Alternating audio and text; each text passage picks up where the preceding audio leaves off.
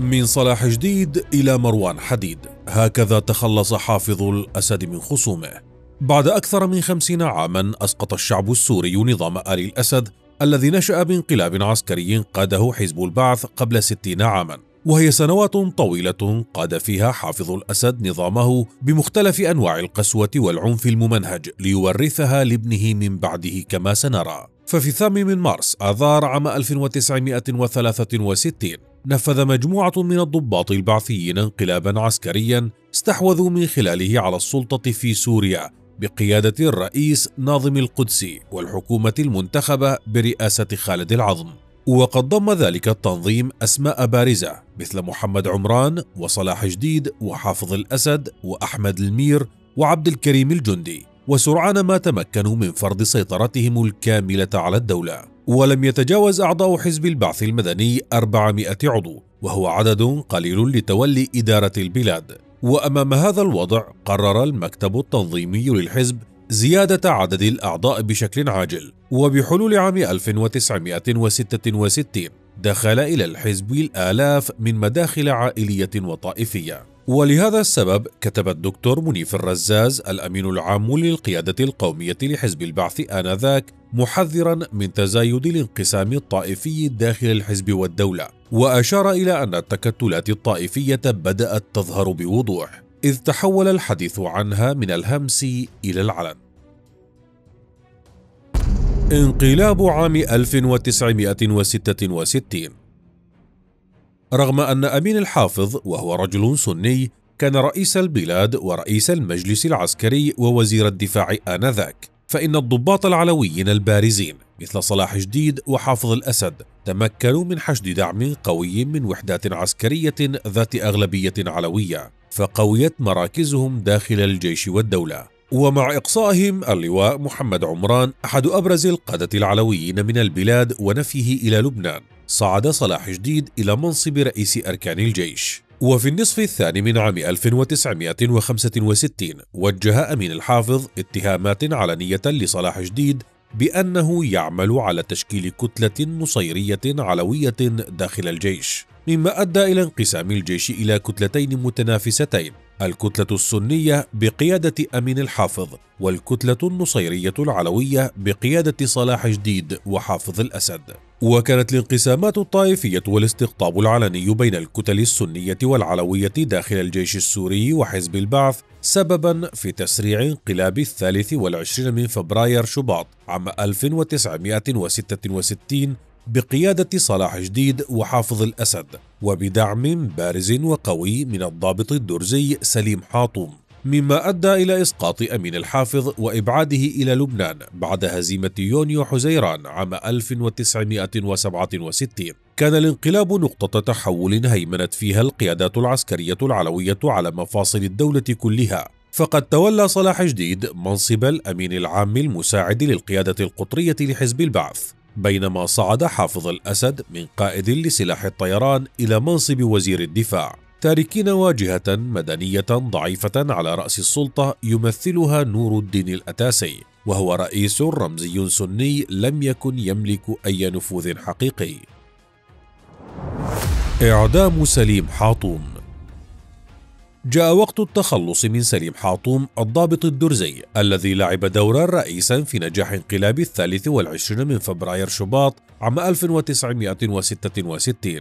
فقد بقي حاطوم عالقا في موقعه السابق كحارس لمبنى الإذاعة والتلفزيون السوري، وذلك في الوقت الذي ارتقى فيه العلويون إلى مواقع القوة والسيطرة في الدولة. وأثار هذا التهميش غضبه وشعر بالخيانة والإقصاء من المشهد السياسي والعسكري الذي كان شريكا أساسيا في صياغته. ومدفوعا بالغضب والرغبة في استعادة نفوذه، بدأ حاطوم بإعادة ترتيب صفوفه متحالفا مع ضباط النروز من طائفته وبعض قيادات السنة داخل الجيش، وأيضا مع الشخصيات التي ظلت وفية للمؤسسين الأصليين لحزب البعث مثل ميشيل عفلق وصلاح البيطار. وقد عرف حافظ الأسد وصلاح جديد بخطته فقابلاه بالقوة الساحقة. وفي سبتمبر أيلول عام 1966 فشلت محاولة سليم حاطوم الانقلابية، وأجبر على الفرار إلى الأردن، فأغلق بذلك فصل آخر من الصراعات الطائفية والسياسية داخل الجيش السوري. ولكن بعد هزيمة يونيو حزيران عام 1967 وبرومانسية حالمة، عاد سليم حاطوم إلى سوريا معتقدا أن الهزيمة قد فتحت باب المصالحة مع رفاقه القدامى، لكن الواقع كان مختلفا تماما، فبدلا من أن يجد أيديهم ممدودة إليه تم القبض عليه وواجه التعذيب الشديد، ثم أعدموه رميا بالرصاص في 26 من يونيو حزيران عام 1967. وفي تلك الأجواء التي خيمت عليها الهزيمة والخيبة، خسرت سوريا الجولان والقنيطرة، بينما أثار وزير الدفاع حافظ الأسد الجدل بترقيته لنفسه من رتبة لواء إلى فريق، وذلك كما أشار الرئيس الأسبق أمين الحافظ في برنامج شاهد على العصر الذي بثته الجزيرة، ليتحول الانكسار العسكري إلى أداة لترسيخ قبضة سياسية غير مسبوقة. التخلص من رفيق الانقلابات صلاح جديد. بعد أن أصبح العلويون القوة الرئيسة في الجيش السوري، توزعت السلطة بين جناحي صلاح جديد الذي هيمن على الحزب والشؤون المدنية، وحافظ الأسد الذي أحكم قبضته على الجيش والأجهزة العسكرية والأمنية. لكن هذه الثنائية السلطوية سرعان ما تحولت إلى صراع على النفوذ، خاصة بعد هزيمة يونيو حزيران عام 1967، إذ تعمقت الخلافات بين الرجلين حول التوجهات الإقليمية والفكرية. وفي عام 1968 بدأ حافظ الأسد في تعزيز سيطرته على الأجهزة العسكرية بصورة غير مسبوقة، ليجعلها في عزلة تامة عن التأثير المباشر للقيادة المدنية لحزب البعث، إذ أصدر أوامره الصارمة بمنع أي اتصال مباشر بين مسؤولي الحزب المدنيين وضباط الجيش إلا عبر القنوات العسكرية الرسمية، فأسس لنمط جديد من إدارة السلطة، وهو ما أطلق عليه الدبلوماسي والمؤرخ الهولندي نيكولاس فان دام في كتابه الصراع على السلطة في سوريا، مرحلة ازدواجية السلطة. وبحلول فبراير شباط من عام 1969 كانت القطيعة التامة بين الرجلين، فقد نفذ حافظ الأسد خطوات تشبه الانقلاب العسكري، تضمنت السيطرة على إذاعتي دمشق وحلب والمكاتب الرئيسة لصحيفتي البعث والثورة، وفرض الرقابات العسكرية على جميع المنشورات السياسية والإعلامية. هذه التحركات عززت موقع الأسد في البلاد، وغير بعيد عن ذلك بلغت معركة النفوذ بين حافظ الأسد وصلاح جديد ذروتها حين استطاع الأسد مستغلا سيطرته على وزارات الدفاع والأجهزة العسكرية والاستخباراتية القضاء على خصومه من مؤيدي صلاح جديد ونور الدين الأتاسي. وفي 13 من نوفمبر تشرين الثاني عام 1970 أطلق الأسد رصاصة الرحمة على خصومه السياسيين بانقلاب عسكري محكم ألقى فيه القبض على صلاح جديد والأتاسي، ثم أحكم قبضته على مقاليد الحكم ليعين رئيسا جديدا ضعيفا هو أحمد الحسن الخطيب. وقد ظل صلاح جديد في السجن 23 عاما حتى قضى فيه نحبه عام 1993. وبعد 3 أشهر أعلن حافظ الأسد نفسه أول رئيس من الطائفة النصيرية العلوية لسوريا، مدشنا مرحلة جديدة في تاريخ البلاد لم تقتصر فيها حقبته على احتكار السلطة، بل وضعت الأساس لنظام يقوم على توريث الحكم داخل دائرته العائلية والطائفية، مما غير موازين القوى السياسية والاجتماعية في سوريا طوال 5 عقود تالية. اغتيال محمد عمران. كان محمد عمران من أبرز الضباط العلويين الكبار الذين انضموا لحزب البعث مبكرا، وكان مؤمنا بالمبادئ الاشتراكية التقدمية لهذا الحزب، كما كان من أبرز من قاموا بانقلاب البعث في مارس آذار عام 1963. وعقب الانقلاب أصبح عضوا في مجلس قيادة الثورة وعضو مجلس الرئاسة نائبا لرئيس الوزراء، إذ اتسمت مسيرته السياسية بتحولات درامية في تلك المرحلة. فتارة كان منافس لأمين الحافظ الذي تم تعيينه رئيسا بعد الانقلاب، وتارة أخرى حليفا له، إلا أن علاقته مع صلاح جديد وحافظ الأسد تحولت إلى صراع علني انتهى بزجه في السجن. ولم يطلق سراحه إلا بعد هزيمة يونيو حزيران عام 1967 التي شهدت سقوط الجولان، ليختار بعد الإفراج عنه الانتقال إلى مدينة طرابلس اللبنانية حيث أقام في المنفى. لم يكن يمر يوم واحد على محمد عمران في منفاه دون أن يشغله التفكير في طرق العودة إلى السلطة، وكان خصمه الأبرز حافظ الأسد الذي سيطر على دمشق منذ عام 1970 يشكل تهديدا له. ففي عام 1964 عارض عمران بشدة ترقية الأسد إلى رتبة لواء، ودفعه ذلك إلى الاستقالة من الجيش، وكشف عن وجود اللجنة العسكرية السرية بزعامة الأسد التي كانت تسعى للهيمنة على السلطة. ومن منفاه اللبناني أصبح عمران يشكل تهديدا متزايدا للأسد، خاصة مع تهديداته المتكررة بالعودة إلى دمشق، معتمدا في ذلك على دعم بعض الضباط الذين كانوا لا يزالون مخلصين له، وكان له تأثير كبير داخل طائفته، بالإضافة إلى علاقاته الجيدة مع الوسط التجاري الدمشقي وبعض القوى المحافظة، فضلا عن أنه كان يحظى بعلاقات قوية مع القيادة القومية لحزب البعث وزعماء تاريخيين للحزب حتى في خارج سوريا. في تلك الأثناء أصدر عمران كتابه الشهير تجربتي في الثورة، الذي حاول من خلاله الانتقال من موقع الضابط السابق إلى مكانة المنظر في الفكر القومي اليساري، متجاوزا الأسس النظرية للحزب، واعدا بكتاب آخر يكشف عن التاريخ السري للتجربة البعثية، مع تفاصيل عن الأحداث والأشخاص الذين شكلوا تلك المرحلة. وأمام هذا الإصرار من عمران على منافسة حافظ، فقد عمل حافظ على التخلص منه، وهو ما وقع في مارس آذار عام 1972 في مدينة طرابلس اللبنانية التي كان عمران منفيا إليها، فقد اغتيل في ظروف غامضة، وأشارت العديد من المصادر إلى تورط حافظ الأسد فيها.